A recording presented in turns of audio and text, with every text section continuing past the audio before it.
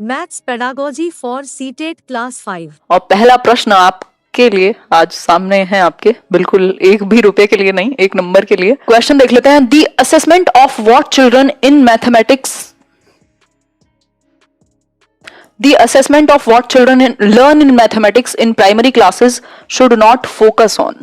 यानी कि अगर हम आकलन करने की बात करें, प्राइमरी क्लासेस में बच्चे क्या सीखते हैं और असेसमेंट करते समय किस चीज को आपको ध्यान में नहीं रखना चाहिए, यानी जब आप बच्चों का आकलन कर रहे हो प्राथमिक स्तर पर, ये देख रहे हो कि उन्होंने क्या सीखा है, तो किस चीज को आप ध्यान में नहीं रखेंगे। नॉट सो इंपॉर्टेंट कह सकते हैं कौन सी एक बात। C option, development of mathematical language. नहीं, क्या बुराई है इसमें? मैथमेटिकल लैंग्वेज को एटलीस्ट बच्चा समझ पाए, कितना वो समझ पाता है अब भाषा को, गणित की, ये तो अच्छी बात है, इसको तो असेस करना चाहिए। कॉन्सेप्ट्स को कितना समझ पाता है, ये बात भी ठीक है, उसके लेवल के अकॉर्डिंग। ऐसा नहीं है कि उसने लैंग्वेज को डेवलप कर दिया हो, जो ऑलरेडी प्रेजेंट है उसके लेवल पे लैंग्वेज, उसको वो समझ पाए। तो क्वेश्चन को पढ़ना ठीक से है। प्रिसाइजनेस इन आंसरिंग मैथमेटिकल प्रॉब्लम्स, यानी गणित की समस्याओं का जवाब देने में सटीकता। या फिर last option, development of reasoning skills, तर्क कौशल का विकास। डेवलपमेंट ऑफ मैथमेटिकल लैंग्वेज, देखो सब सही है, रीजनिंग भी डेवलप होगी मैथ से, लेकिन जो इसका सही आंसर बनेगा वो बनेगा सी ऑप्शन, क्योंकि ये इंपॉर्टेंट नहीं है कि बच्चा कितनी सटीकता से बिल्कुल पॉइंट्स में जवाब दे दे, एकदम सही, मतलब प्रिसाइजनेस हो। अगर उसको बाकी चीजें समझ आ गई हैं तो बाकी स्टेप वाइज नंबर मिलते हैं मैथ्स में। तो वैसे भी ऐसा नहीं है कि आपको जहां तक आपने सही किया होगा वहां तक आपको जांचा जाएगा, उसके आगे आपको नहीं दिए जाएंगे। तो बेसिकली प्रिसाइजनेस कितनी है, आंसर तक पहुंचाना या आंसर कर देना, वो इंपॉर्टेंट नहीं है। बाकी की तीनों चीजें अगर लगी हैं तो आंसर अपने आप आ जाएगा। इसलिए लेस इंपॉर्टेंट क्या हो जाता है, सी ऑप्शन के प्रिसाइजनेस आ जाए आंसर्स में। What sequence of the following instructions should be followed in development of a mathematical concept in elementary classes। elementary classes की अगर मैं बात करूं 6th to 8th कह सकते हैं, या जनरल आप किसी को भी यहां पे कंसिडर कर सकते हैं। प्रारंभिक कक्षाओं में, शुरुआती कक्षाओं की बात हो रही है भाई, सॉरी 6th to 8th नहीं कहेंगे। एक गणितीय अवधारणा के विकास में निम्नलिखित निर्देशों का अनुक्रम किस प्रकार किया जाना चाहिए। वैसे एलिमेंट्री का मतलब वही है, बट यहां इनिशियल लेवल की बात हुई है। बताइए एक बार, कौन सी एक चीज ठीक होगी अगर हम बात करें बच्चे के मैथमेटिक्स को सीखने के बारे में। ड्राइंग अ पिक्चर, मैपिंग की कल हमने बात की थी, ड्राइंग अ पिक्चर गुड है, अच्छी बात है। यूजिंग सिंबॉलिक रिप्रेजेंटेशन, बिल्कुल सही बात है। यदि बच्चा सिंबॉलिक रिप्रेजेंटेशन नहीं कर पाएगा, वर्ड्स को सिंबल्स में नहीं बदल पाएगा, तो वो सॉल्व कैसे करेगा क्वेश्चन को पढ़ के। प्रोवाइडिंग एक्सपीरियंसेस, अनुभव का प्राप्त होना, प्रदान करना जरूरी है। एक्सप्लेनिंग थ्रू लैंग्वेज, ये बात भी ठीक है। तो चारों ही बातें हमें ठीक लग रही हैं।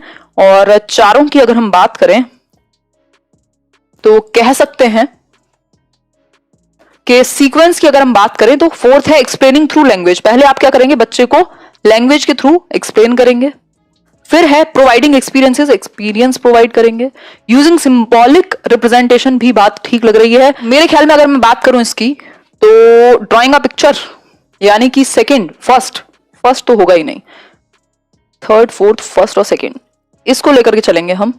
थर्ड में आप एक्सपीरियंस प्रोवाइड कर रहे हैं, एक्सप्लेन कर रहे हैं उसको, drawing a picture using symbolic representation, तो सेकंड को हम आंसर मान लेंगे। A child subtracted 2 numbers as shown below, मतलब एक बच्चे ने 2 नंबर्स को ऐसे सब्ट्रैक्ट किया है, 83 में से 27 को घटा दिया। अब देखो उसने किया क्या है, उल्टा कर दिया है, अगर आप देख पा रहे होंगे तो इनमें से कौन सी बात गलत होगी? सिंपल बात दिख रही है भाई, बच्चे को क्या है, प्लेस वैल्यू का अनुभव नहीं है। आंसर क्या होगा फिर? प्लेस वैल्यू नहीं पता बच्चे को। Rectified child does not know how to subtract, भाई ये तो आता है उसको, प्रोसेस तो आती है, लेकिन उसको मिसकॉन्सेप्शन है किसको लेकर के, प्लेस वैल्यू और प्रोसेस ऑफ सब्ट्रैक्शन को लेकर के। तो आंसर होगा इसका A option, simple. Arrange the following steps of cycle of learning and assessment in order, यानी ओहो, अगर मैं बात करूं तो कौन सी एक आपको अरेंज करना है स्टेप्स में लर्निंग एंड असेसमेंट के ऑर्डर को, यानी लर्निंग का कौन सा एक स्टेप पहले आए, असेसमेंट कहां आए। 4 ऑप्शंस हैं, अरेंज करना होगा। देखो एक बार अरेंज करने में क्या होगा, teaching learning integrated with assessment, ठीक है बात। सबसे पहले क्या करेंगे, प्लानिंग करेंगे, सिंपल बात हो गई, तो सेकंड आ जाएगा। फिर क्या करेंगे, रिपोर्टिंग एंड कम्युनिकेटिंग फीडबैक, ये तो लास्ट में होगा। सेकंड की बात करें, फिर उसके बाद first, teaching learning integrated with assessment, ये बात भी ठीक लग रही है हमें। तो सेकंड, फर्स्ट, थर्ड और फोर्थ, ठीक है। तो इसका आंसर ए बनना चाहिए इस तरीके से कि प्लानिंग करेंगे पहले, फिर टीचिंग लर्निंग प्रोसेस होगी जिसमें इंटीग्रेटेड होगा असेसमेंट, फिर आप प्रोग्रेस रिपोर्ट डेवलप करेंगे और फिर लास्ट में क्या करेंगे, आप फीडबैक देंगे बच्चे को देखते हुए कि उसने कितना अचीव किया। तो आंसर इसका भी ए हो जाएगा। क्लियर हो गई बात, आगे बढ़ जाएं। A teacher encourages the children in her class to explain the physical properties of the objects around them in their own words। भाई जो भी बच्चा अपने आसपास चीजें देखता है उसकी फिजिकल प्रॉपर्टीज को बता पाए, यानी एक बुक रखी हुई है यदि, तो उसकी फिजिकल प्रॉपर्टीज को जान पाए कि भैया इसकी क्या मोटाई है, क्या चौड़ाई है, क्या इसकी पूरी कहानी है, थोड़ा बहुत जो भी ऑब्जेक्ट्स वो आसपास देखे उसको जान पाए। ठीक है बात। इस विषय में What is the most appropriate objective of the teacher to do such activity with her students? ऐसी एक्टिविटी कराने का उद्देश्य क्या हो सकता है, मुख्य उद्देश्य? आंसर कीजिए। It is a very interesting activity which can be performed in the free time for revisiting the concepts of shapes। अगर मैं बात करूं टीचर को, देखो लैंग्वेज बड़ी है क्योंकि पेडागोजिकल क्वेश्चन है, तो किसी किसी क्वेश्चन में बड़ी होगी लैंग्वेज। इसमें क्या होगा, बच्चे एक इंटरेस्टिंग एक्टिविटी है, एंजॉय करेंगे। It makes the children observe, ये बात ठीक लग रही है। बच्चा ऑब्जर्व करेगा तभी तो फिजिकल प्रॉपर्टीज बता पाएगा, इसकी चौड़ाई लंबाई मोटाई कितनी है। तो भौतिक गुणों को बताने के लिए उसको अवलोकन करना होगा, यानी कि ऑब्जर्व करना होगा।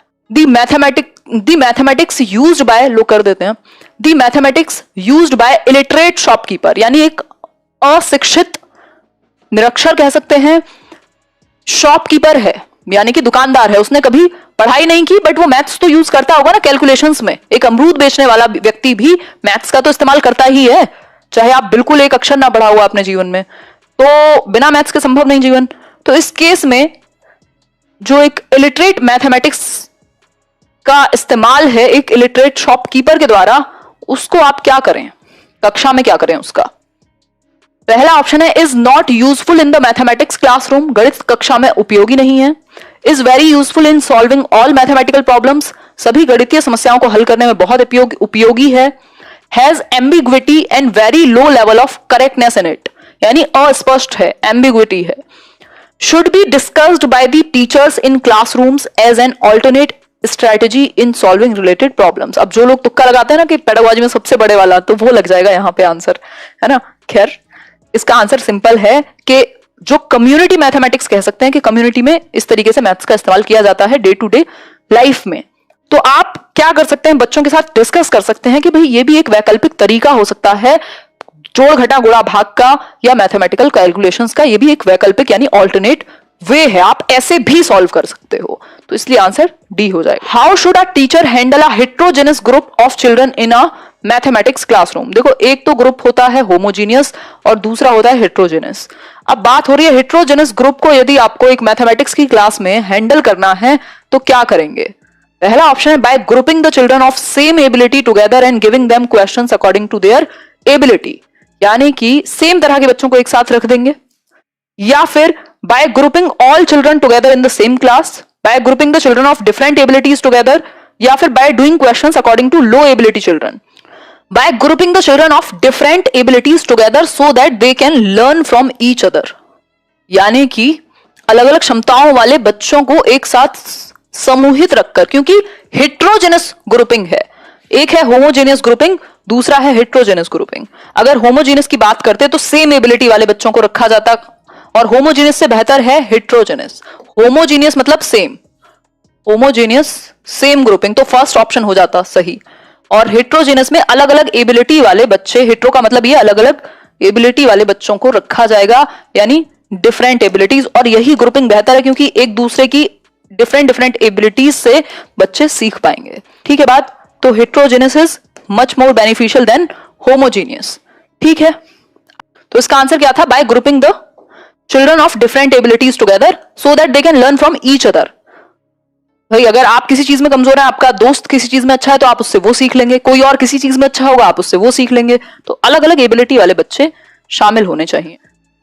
दी learning outcomes in mathematics are developed, यानी कि अगर मैं बात करूं गणित में सीखने के प्रतिफल इसलिए विकसित किए गए हैं ताकि लर्निंग आउटकम्स क्या होते हैं कि भाई इस अधिगम से, मान लीजिए इस चैप्टर को या इस क्लास से आपको क्या लेकर के जाना है आज, यानी इसका आउटकम क्या होगा, इसका फल क्या निकलेगा, किस लिए आप ये काम कर रहे हैं, उसके पीछे ऑब्जेक्टिव क्या है।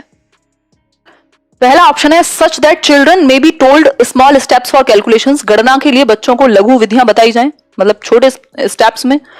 To increase the achievement of children in various educational surveys, यानी दुनिया भर के जो शैक्षणिक सर्वेक्षण होते हैं उसमें आप बच्चों की अचीवमेंट को इंक्रीज कर पाए।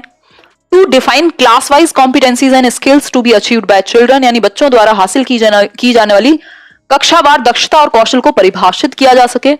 या फिर to prepare children for year end examinations, तो आपका उद्देश्य जीवन का, पढ़ाई का, पढ़ाने का, सीखने का और सिखाने का ये नहीं होता कि पेपर में आप तो हो जाएं। सीखना यदि अच्छा होगा, लर्निंग यदि बेहतर है तो वो ऑटोमेटिकली अच्छा परफॉर्मेंस आएगा। तो आंसर क्या होगा इसका? To define class wise competencies and skills to be achieved by children. Learning outcome basically क्या करता है, ये डिफाइन करेगा कि इस क्लास में बच्चे के अंदर ये स्किल्स होनी चाहिए, इतना लेवल का वो कॉम्पिटेंट हो जाए, इस लेवल के सवाल सॉल्व कर पाए, ये टॉपिक उसको आते हो। तो लर्निंग आउटकम आपके सामने एक उद्देश्य की लिस्ट यानी ऑब्जेक्टिव लिस्ट प्रस्तुत कर देगा, प्रेजेंट कर देगा कि ये इस क्लास तक आना चाहिए। Which one of the following happenings in the classroom is an activity, मतलब निम्नलिखित में से कक्षा में हो रहे कौन से कार्य को आप एक गतिविधि कहेंगे, एक्टिविटी कहेंगे। एक्टिविटी मतलब जो कुछ मीनिंग मेकिंग की तरफ लेके जाए, कुछ मीनिंग कंस्ट्रक्ट करने की तरफ लेके जाए। अदरवाइज हर एक काम तो एक्टिविटी नहीं कहलाएगा, क्योंकि कुछ मीनिंगफुल होना चाहिए, तभी हम उसको एक्टिविटी कह रहे हैं। बी और डी ऑप्शंस, यानी कि teacher explaining how to do sums, children reciting counting in form of rhymes, children copying from black board, या चिल्ड्रन एंगेज्ड इन एक्सप्लोरेशन। बच्चा जब एक्सप्लोरेशन में एंगेज हो, जब वो कुछ सीखने का प्रयास स्वयं से कर रहा हो, इंक्वायरी कर रहा हो, अन्वेषण में लगा हो, तभी हम उसको एक प्रॉपर एक्टिविटी कहेंगे। सिर्फ कॉपी करना, याद करना, एक्सप्लेन करना, इन सबसे बेहतर है कि बच्चा एंगेज है। जहां बच्चा एक्टिव है वही एक्टिविटी हो रही है, यानी कि चाइल्ड सेंटर्ड अप्रोच को हम फॉलो करते हैं इस केस में। To develop a skill of counting among children, which one of the following is not required to be learned as pre-number concepts? इनमें से कौन सी एक बात, देखो प्री नंबर कॉन्सेप्ट पे कई बार क्वेश्चन आता है, और प्री नंबर कॉन्सेप्ट क्या होते हैं? बेसिकली जब आप फाइनली नंबर सिखाने वाले हो उससे पहले कुछ कॉन्सेप्ट्स बच्चे के सामने प्रस्तुत हो जाएं या वो कनेक्ट कर पाए जिससे नंबर्स को, उससे पहले कुछ प्री नंबर कॉन्सेप्ट्स होते हैं। इनमें से कौन सी एक चीज प्री नंबर कॉन्सेप्ट में नहीं आती? 1-to-1 correspondence, seriation, reciting number names randomly, या फिर क्रिएटिंग ग्रुप्स।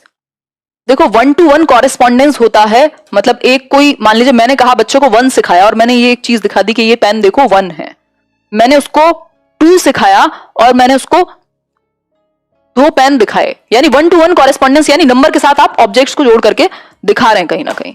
ठीक है, बात आगे बढ़ेंगे।